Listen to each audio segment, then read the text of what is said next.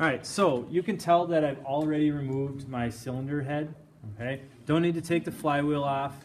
Okay, so basically you're gonna do your cylinder head lab, and then all of your new stuff from there, okay, comes from this point forward.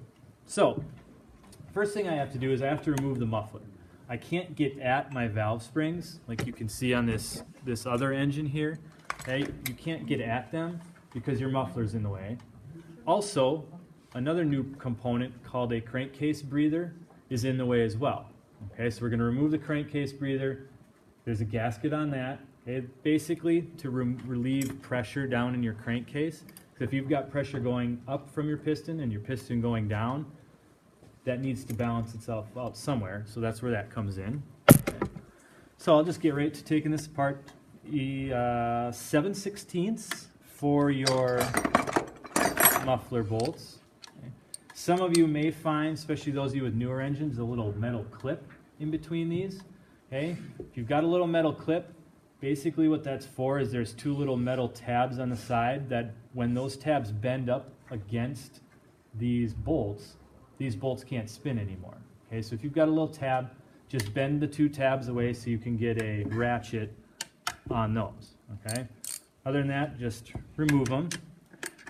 And these bolts will look a little different than the others because clearly they have to pass through an entire muffler before they get into the engine block. So that's why they are a little slightly different size.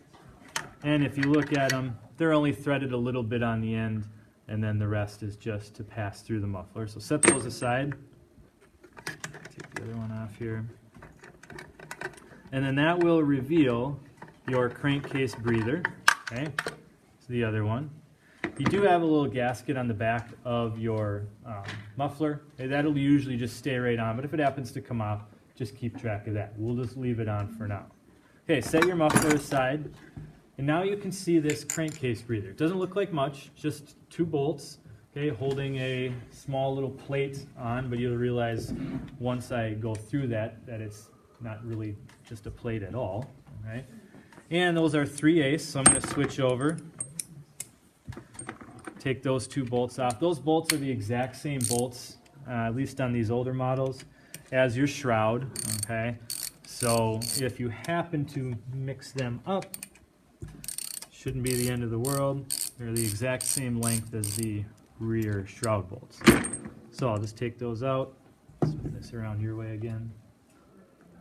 One there, one on the other side. Okay, so those two come out, and then your breather comes right off like this, okay? And on the inside, this has a breather gasket, okay? So you're going to want to, this will come out, okay, so keep track of that. So crankcase breather and crankcase breather gasket.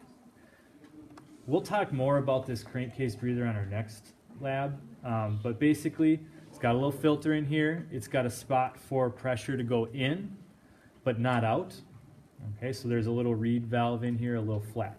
Okay, we'll talk more about that one on our next lab. So set both of those aside.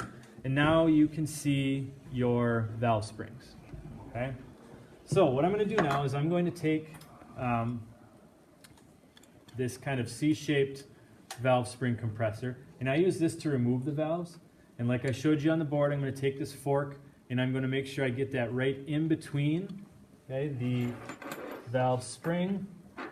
I'll put this on the video as well. I want to go right in between the valve spring and the retainer, so it should look something like this. Okay, you want to make sure you go in between those two or you'll never get this off of there. Okay.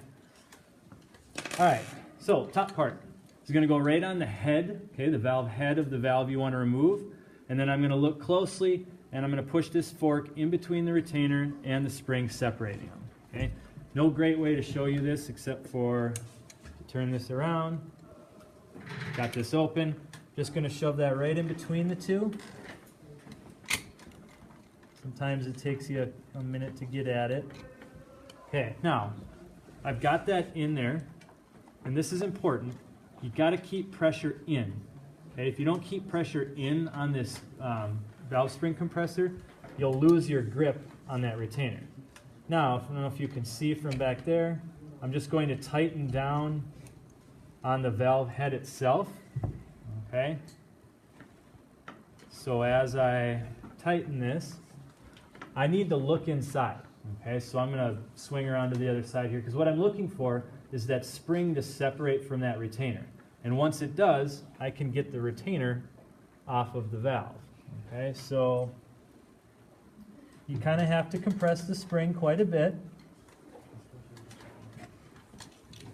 Okay, all I did is I reached in and I spun that retainer, okay? So if I were to take this off right now, and you should be able to see the difference from the back, assuming that didn't just fall back, okay?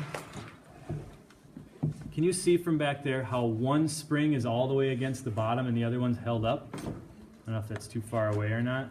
That's how you know you've got that retainer off. It's also how you're going to know if you've got it on when you're putting this back together. Okay, so it's kind of important. I'll make sure that gets on the video. Okay, so now that that retainer is separated from that spring, I can just take, I usually just use a regular screwdriver, and I can pry this valve out a little bit. Nothing's holding it in, so it'll pull straight out. Okay, then you can reach inside and you can remove the retainer and the spring, okay? And then I like to set these aside together, okay? Same springs, same retainers, but I like to keep them in the same spot. So that was my intake valve, okay? Now I'm just going to repeat the process for the exhaust valve. So I'll open this a little bit back up. Again, I'm going to push the fork in between the spring and the retainer. Keep pressure in, okay? Make sure I got that all the way on the spring. Keep that pressure in. And then I'm going to pull this back up. Okay, I've relieved the pressure on that retainer, so I'm going to reach in, and you hear that slip? I just lost pressure on that retainer, okay? That will happen. It'll slip off. All you can do, open it back up, okay? Put it back on. Make sure you get down to that last ring of the spring, okay, and do it again. Okay, this will be one of those quite possibly get frustrating for you, but you got to stick with it. You'll all get it at some point. Okay.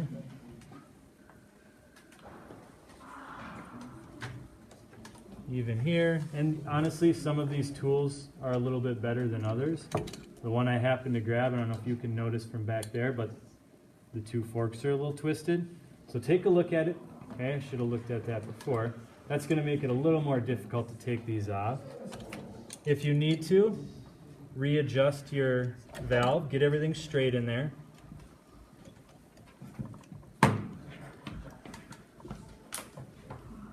And then just remove that last one. Okay? All right, so that's once you remove that, you're